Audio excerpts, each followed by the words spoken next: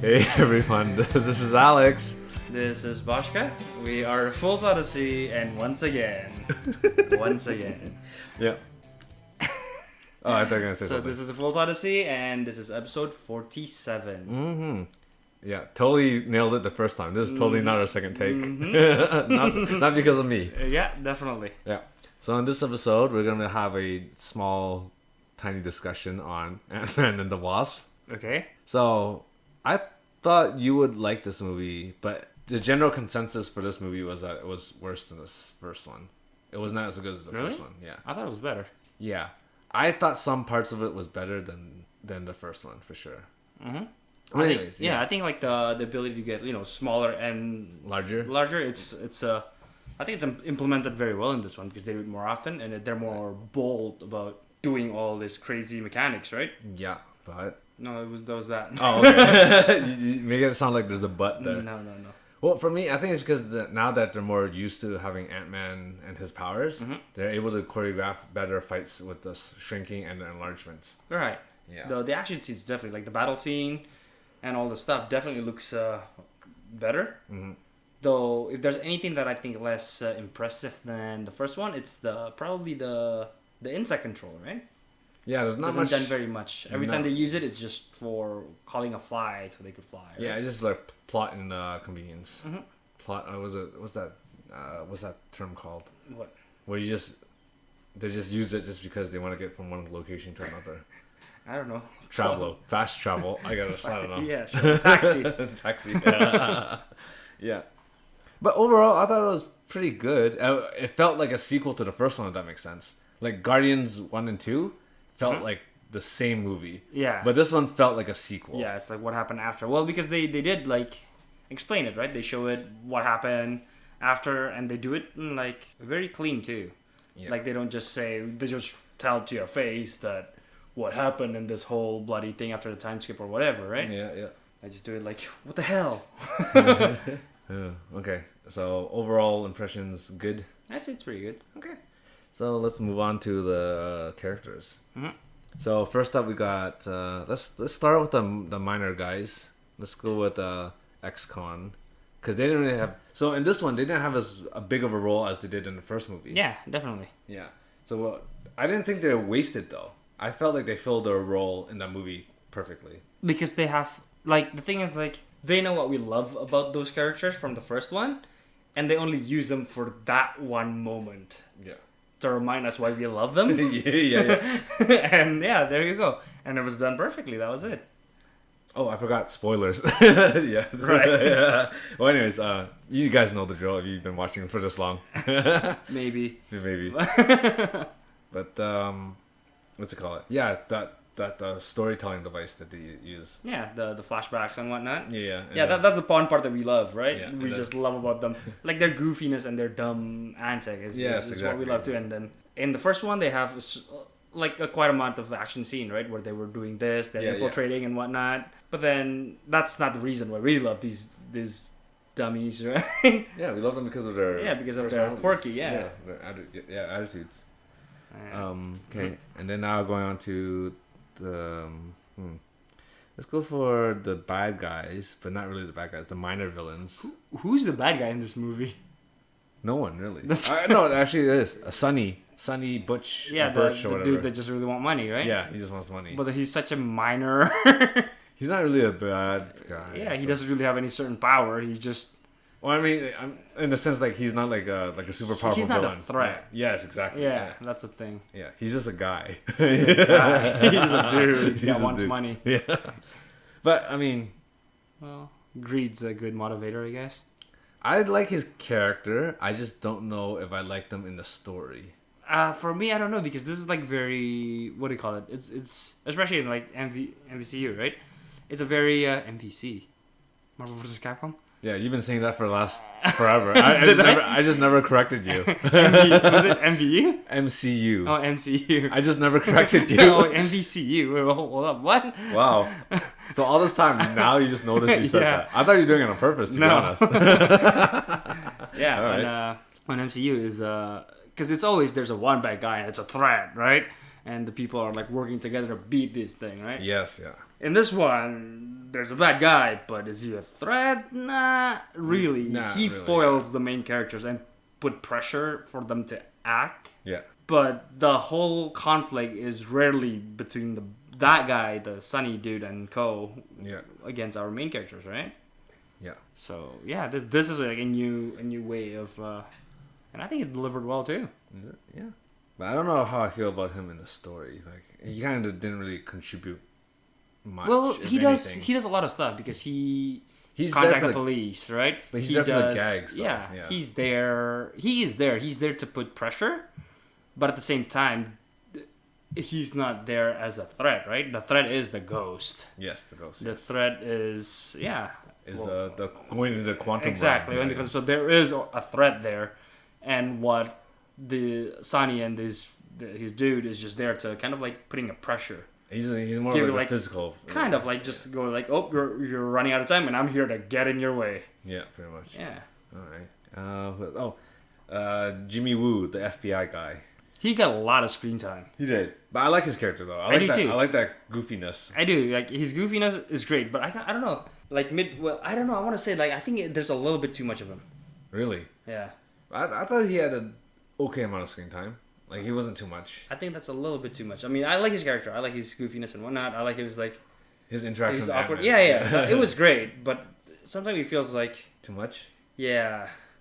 Well, the thing is, like, this is a comedy movie, right? So that's the thing. You have to throw jokes every scene has to be a joke.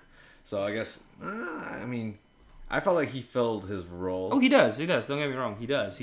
But the thing is, he only shows up when Ant-Man shows up. Because he wants to catch Scott. Yeah, because that's the thing. Like because I think his main focus is right now is keeping Scott inside the house, right? Yeah. Not breaking the whatever. Yeah, exactly.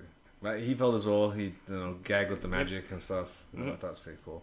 Who else? We talked about those guys. Let's go to the minor heroes, which is Hank Pym and Miss Van Dyne. Right. Hank didn't actually get that much love in this movie.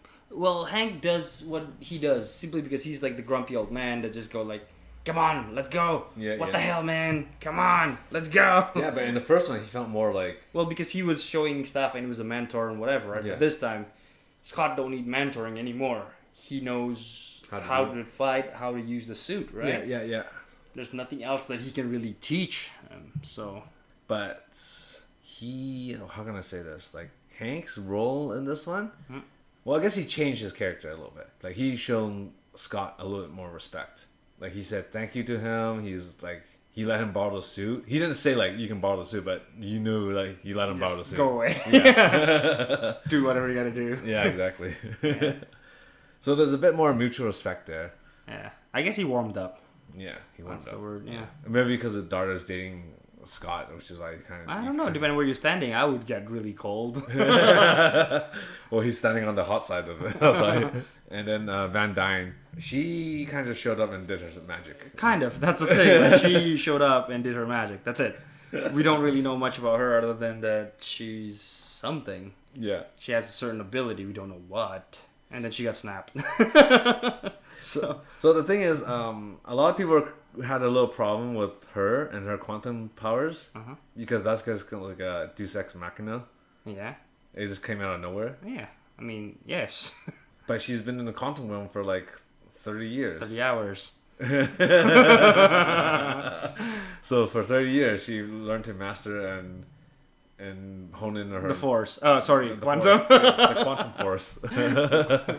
I don't know, because that's the thing, right? The thing is, like, she has an ability, but why she has it, I still don't get it. Yeah.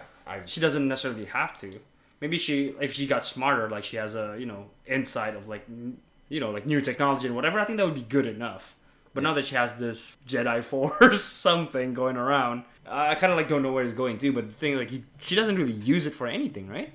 She used it to heal ghosts. Yeah, for touch her forehead for like 3 seconds, and then okay, you're well now. Yeah. And I thought that was kind of funky too, but I'm like, How did she know that she could heal people? Well, that's the thing, right? It's like you're asking a Padawan, like, how do you know to use the Force? Like, okay, I guess, But that's the thing. Like, I don't know what that power entails, right? Yeah. Can she shoot Kamehameha when she got unsnapped back? Well, what can she do? Is she like a new mutant? Sorry, special child or something? We don't know yet. That's what I'm saying. Like, there's a lot.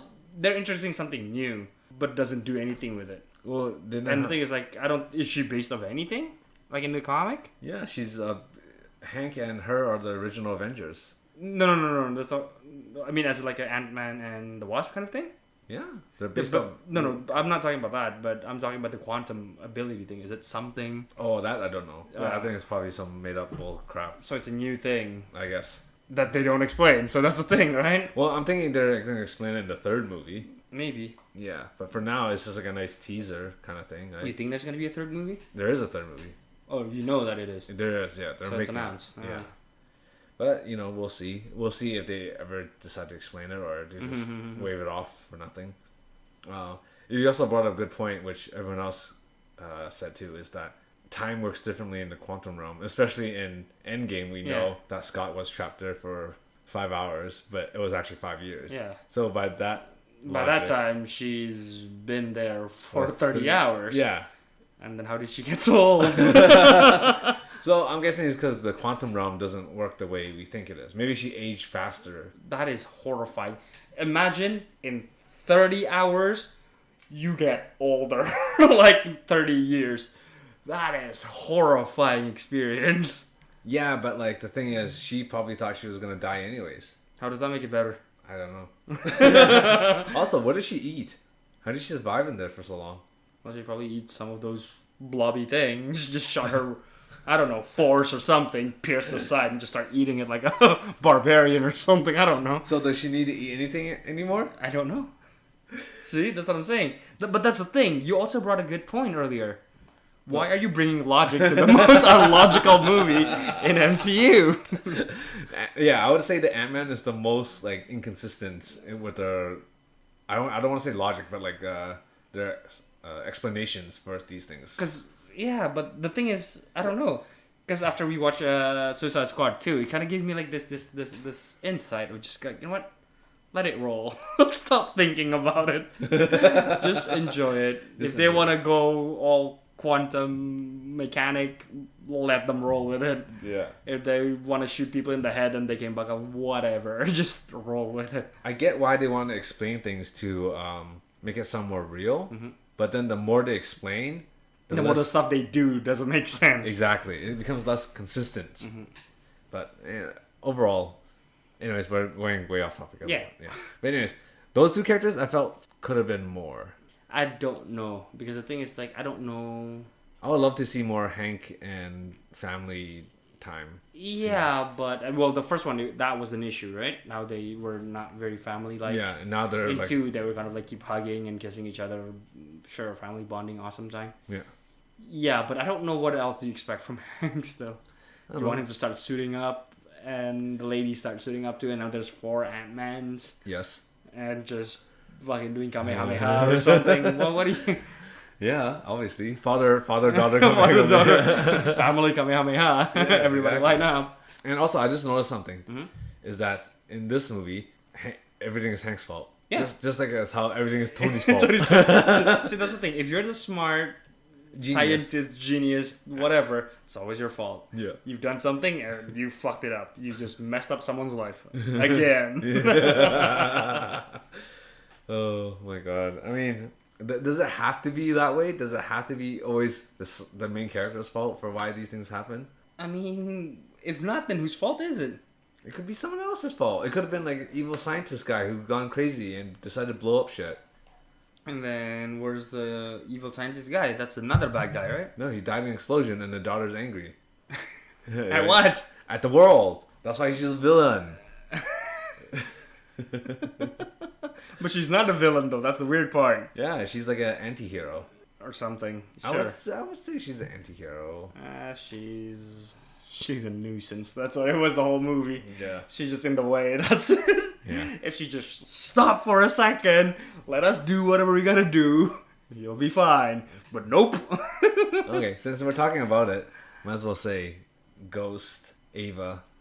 Because her character in this one is supposed to be more like a pained character, right? Like, She's a troubled, tragic character. Right. I just find her very, very attractive. Annoying. Sometimes that comes hand in hand, but well, the thing is, like, you have to imagine like your atoms are being split apart and then put back together. Not put back together, stitched together. Well, how do you want me to imagine that? Never happened to me. I can't tell. I don't know being split up by the atoms hurt or not at all. It happened to you once. It happened to me twice. Good. I hope you get snapped and never come back. But yeah, like, she's in constant pain. Like, obviously she's gonna be angry and pissed off. Yeah, but at what, right? That's the question. At the world, and just start killing everybody. What were we trying to do then? She's trying to find a way to fix herself. Then that's not anger now, is it? What is it then? I don't know what it is. That's what I'm telling you. The character doesn't make sense. Well, so you don't think her motivation in this movie makes sense? I don't know. I just find her to be like a huge nuisance. That's it. Why is that? I don't know. Just the way she's doing things. Like, the way she gets in the way of the main character. You said this too earlier. Why don't they just work together? Like, I just put it off as like they hate each other. But at the end, you could see, like, not really. Like, Bill still goes like... Yeah, still respectful. Yeah, because that's the thing. They're still respect and whatever. Yeah. I'm like, amazing, cool. Even Hank was like, we'll work together. Yeah.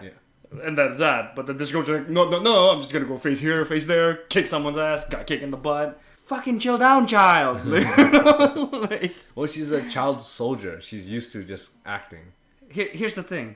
Child soldier, don't throw tantrums or else they can't be soldiers. That's the way it is. Goofy, we're soldiers. We don't think, we act. We act. That's right. So she was acting, not thinking. She's a soldier, damn it. But a soldier obeys order. If there's no order, you don't throw a tantrum. You don't do But she's not order, she's a ghost. Okay, but I do dig her costume design and costume design is cool. Powers is amazing. Yeah. Just the characters, like that, when she appeared first time, I was like, Assassin's Creed. Yeah. And then when she got hit, she got all this, like, motion. I'm like, oh crap, that was cool. Yeah. And she got like phasing stuff. Is that where Vision power went to? Maybe. Because the last movie, he didn't phase at all, right? He got stabbed, right? So his phasing didn't work. Right. It was an excuse to kill him off, I guess. Mm-hmm. But yeah, so I felt like, because in the comics, I know she's just like a thief. She uses her powers to phase in and out of buildings. So she wasn't a soldier, she was a thief. Yeah. So they made her more tragic in this one. I see. I was like, if she's a thief, then that makes sense. She could throw a tantrum and she could just be angry at the world and move or whatever, right? Yeah. Cool. But I don't know if when they says like she's a killer, she's a soldier, right? Yeah. There's a certain amount of discipline and like mental like character buildup that makes you a soldier. You can't just throw a tantrum whenever somebody told you to, okay, let's do this. No, I don't want to do this and kick people's ass. Doesn't work that way. Well, she was dying, right? She only had like a couple of days to live. She has couple days. Yeah, but she doesn't know that for sure. It's like a guesstimate time. So? It's like when you look at milk and it's expired in 2 weeks. Does it really? Sometimes it lasts longer. Sometimes it doesn't last as long. You just never know. Well, you still drink it anyway. Yeah, because it hasn't gone bad yet. You check. That's what I'm saying. So how is she going to check herself to be alive? Does she still feel the pain? If she does, good, you're alive. So then one day she wakes up and she gets ripped apart. You're just like, I guess that expired. Peace out. That's too late by then, right? Well, if it's too late, that's fate. Suck it. Okay. She was destined to be pulled apart. Exactly. All right. Either or, she's gonna get snapped and disappeared anyway, so it doesn't matter. Well, I kind of agree with you in the sense that I like her powers, costume, her character is maybe could have been done a little bit better. I agree. Yeah. So I'm thinking if they got rid of Sunny, that plot thread with Sunny, they probably could have added more scenes with Hank, more scenes with Ghost, and it would have been a better. Yeah, but then the Ghost would be the bad guy. There has to be a villain in this movie, right? Not necessarily a villain, an antagonist. Sure, Ghost can be the antagonist. She is the antagonist. Yeah, she's one of the antagonists out of. Yeah, but then if you get rid of Sunny, then you have more screen time with Ghost. Yeah, but I don't know because we said it again like earlier. It needs a bad guy.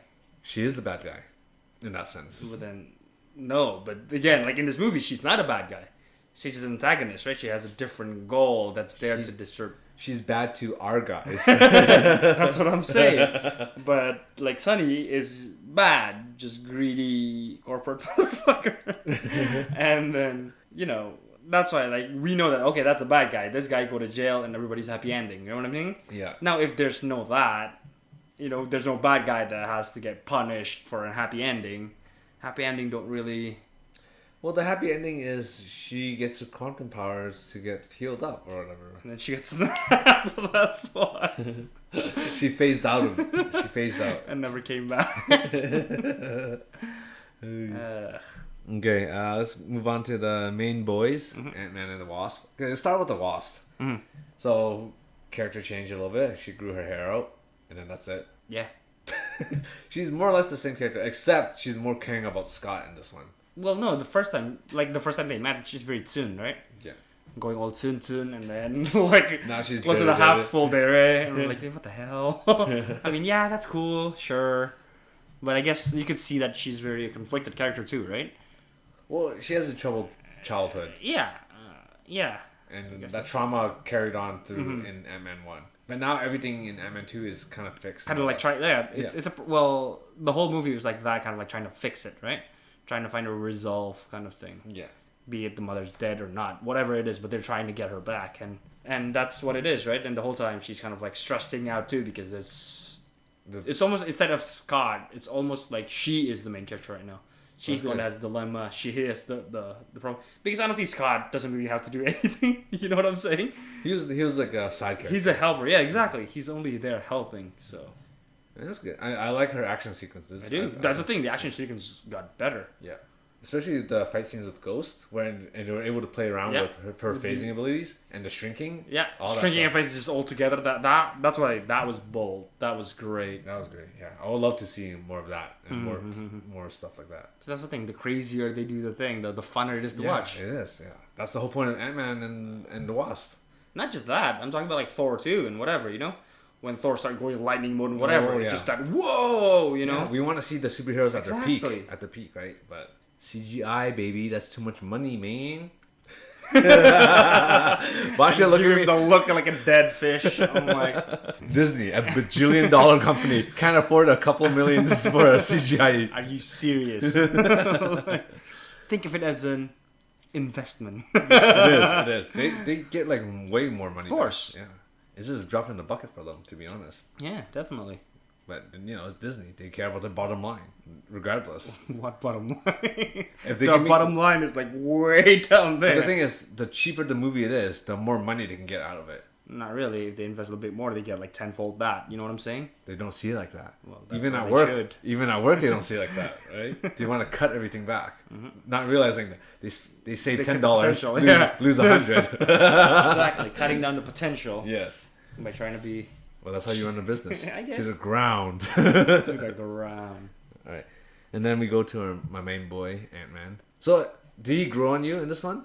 The thing is, like, his interaction with his daughter is definitely... Oh, yeah, that's the highlight. Because that's the thing, like, in my eye now, that Ant-Man, he sucked. He sucked? He's bad at, like, I don't know, like, the character and whatever is still kind of crappy, you know? He's, like, the awkward, we've seen a million times. But his interaction with his daughter, just, you know, that's probably the one good thing that I really like about Ant-Man now. His 2 scenes with his daughter was great. It was the best, the best, yeah. He felt like a real dad to me. Yeah. He can be my dad. See, yeah, Alex also have some issues. But I thought he wasn't as a bumbling idiot as he was. No, he's not. That's why in this one... He's more competent. Yeah.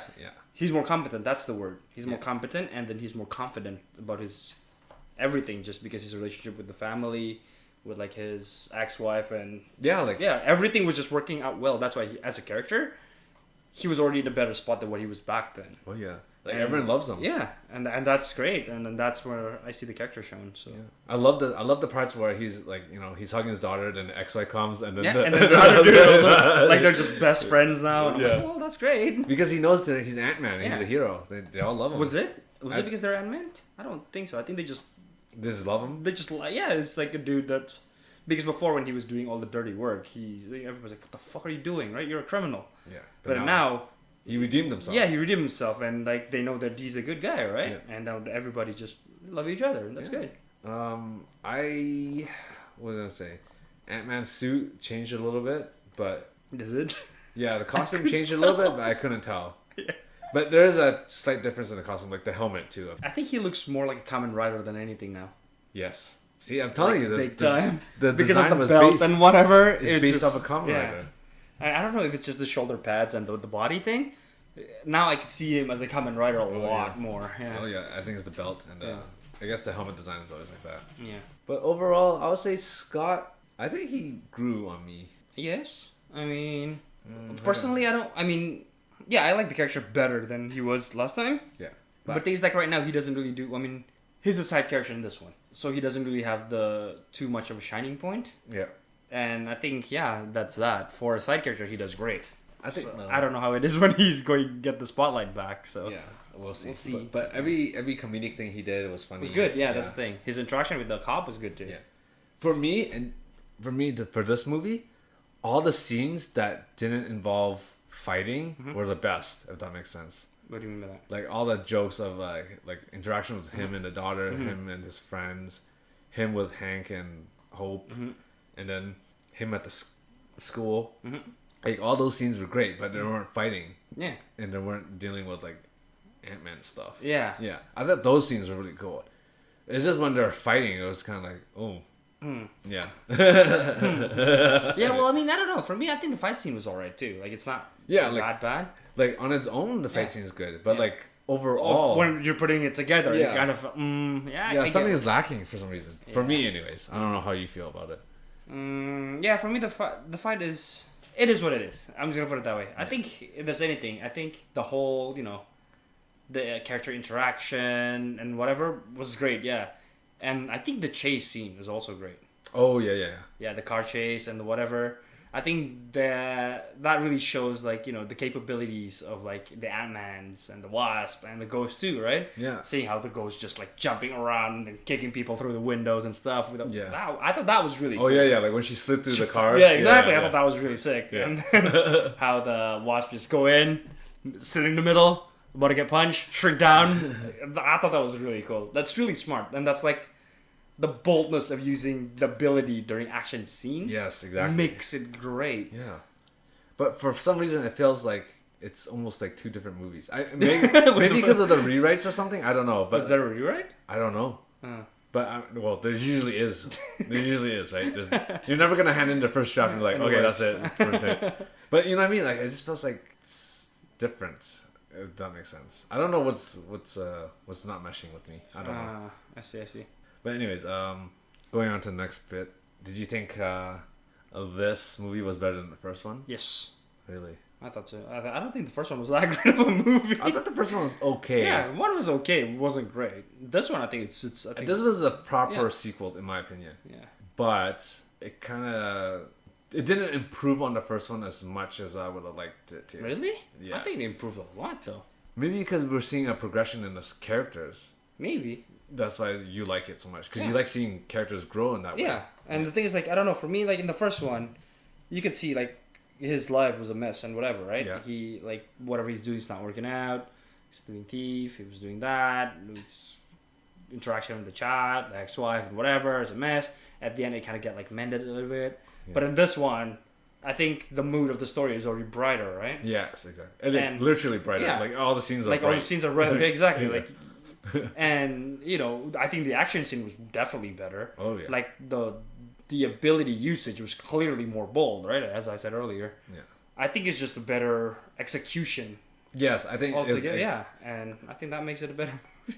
Story wise, I don't know. That's the thing. Story. I think that's what it is. Storytelling is. I think that's what it is. Yeah. I think that's what it is. Not that great, but it's just like the plot itself wasn't that great. Mm-hmm. There's no like real dilemma. Yeah, no, that's the thing. There's no real dilemma. Like, you don't really feel them struggling. Yeah, exactly. It's almost like the whole time they were struggling, with an air quote here, it's almost like they're just swatting flies. Like, go away. Like, I'm trying to go away. Like, Yeah. Like, it's not a real threat. That's what I'm saying. Like, there's no real threat. Yeah, exactly. In this movie. Actually, the only time I felt, like, scared was at the end when Scott went into the quantum realm and everyone got snapped. But no, that's the threat. Yeah, that's the threat. Yeah. Thanos is a threat even when he's not in the movie. That's what makes a great villain. He's so strong he deleted people from other movies. Okay. Do you think this... Oh, so let's go into the nitpicks. Mm-hmm. So I have one nitpick about Bosch. Is that when Ant-Man touched Hank Pym's face, you vomited on my floor. Why? What do you mean why? They didn't do anything. They didn't. Whoa, what was wrong with that? Nothing. Oh, I'm getting goosebumps. Boscha is just not really comfortable with his sexuality, apparently. Not really. Man-to-man action bothers me. Ladies are great. I don't think that's some man-to-man love. Why do you think I find you very, very disgusting? Because I'm showing you man love? Ew. Well, when you say it like that, it's disgusting. Well, yes, because you are. Okay, focus. I don't know, nitpick, honestly. I myself don't really... Because even that part, that section you told me where I was doing the weird dance, yeah, it was done well too. The acting was great. Yeah, I thought that was like hilarious. When Scott was doing the whole... the mom. The mom mode. I thought that was done really well too. I was yeah, like, he looked like the mom. Yeah, and he was like, holy crap, he knows how to act. That was like amazing. That was just shifting character right away, right? And he just does it. I'm like, holy crap, that's talent. Yeah, I don't know. Like nitpick, probably like again story, right? Yeah. That doesn't feel like it. There's a time bomb. Like the time bomb isn't that devastating. You know what I'm saying? Yeah, he went over the time limit and he still got out for fine. Because how do I say this? There's no real threat. Yeah, I guess that's what it is. But the thing is, like, I kind of understand why. Because they're trying to go covered, right? They're trying to do... This is the whole point of Ant-Man, right? They're trying to do it, like, silently. Yes. They don't want to get people to find out. So that's the thing. If there's a threat big enough that, you know, people would notice, it won't be very covered now, would it? You know? So I'm like, I kind of, like, give it, I'm like, yeah, I mean, yeah, I guess. They're trying to make a threat, but not big enough that the Avengers have to move. Yes, exactly. So what would it be? Kind of like but that, right? this was taking place when the Avengers were fighting Thanos.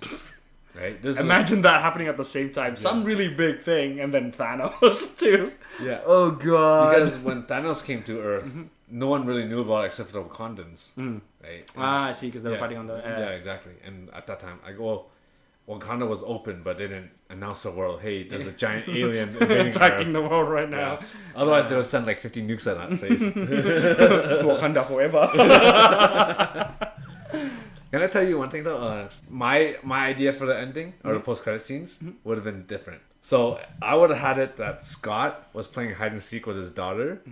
Yeah, that's just fucked up. I told my friend this, and he said the exact same thing. That's fucked up. Exact same thing. He was like, "Dude, that's fucked up. Why would you do that?" See, he's calling me psycho. He's calling me that I need to go to mental asylum. He needs help. What do you mean? That would have been so cool though, right? Scott playing hide and seek, and he's like, "Hey, I found you," and then when he opened the door, he sees nothing but dust. Just know that this is recorded. Okay? That was my idea for a post-credit scene. I thought that would have been really devastating scene. I would fucking send you to a mental asylum for help.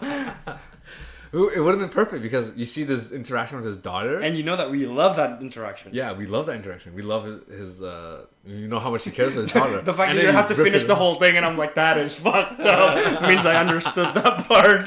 Bothers me. And then you rip that apart from him. Like, oh damn, now you're like, fuck Thanos. Because the thing is, like, there was this part, right? When Ava, the ghost, was like, I'm gonna mess up that kid, we're gonna get her. And then that part probably make people, oh, no, you don't touch the girl. No. Yeah, even his foster dad. Like, hey, bro, you don't touch little kid, no. Yeah, exactly. Yeah, if you do that. Yeah, that's the whole point. You want to hate Thanos, though. No, Thanos is amazing. People love Thanos. Not when he kills kids. But he does off screen. That's why people still love him. He snapped half the world, so half of them, or at least a big chunk of them, was probably kids. Yeah, I mean, chances are. Wow. Even for you, that was twisted, eh? I mean, not really. I just try to make you the bad guy. So I'll gladly be the bad guy if it is a powerful scene. And to me, it is a powerful scene if they're able to pull it off, but they didn't. It is powerful. Well, the thing is, like, won't Ant-Man have more what do you call it, dire. Like it'll be like, for me, it'll be like, what the fuck? Why don't we just make the movie based off that? You know what I'm saying? Because that's such a powerful scene for an end credit. You know what I'm saying? Yeah, exactly. Like what? That makes why don't we just do that part and expand? You know, just make it. Oh, it happens after the snap, and then now the Ant-Man has nothing. Would be insane and trying to. That's what I'm saying. That one is so sick. Like he has everything at the beginning, and by the end of it, all gone because of that's what I'm saying. Yeah, and then for that, then he would have this urge, right? He has to go like, okay, no, I have to get everybody back. Yeah. What do I do? Yeah. So instead of the mother saying like, oh yeah, don't go into the time vortex, he would have to discover that by himself by, you know, going to the fucking thing for like 50 years or something. Yeah, because he is an electrical engineer. Mm-hmm. He knows how to wire and do all that stuff. Except we never touched that part in this. he's supposed to be a smart guy, but he just never uses any of his geniuses. Mm-hmm. I guess they'd rather like him as the bumbling idiot who's a good dad or whatever. And well, the thing is, like, it works better for that because it doesn't convolute his character. Yeah. Yeah. He's goofy and he knows. Yeah.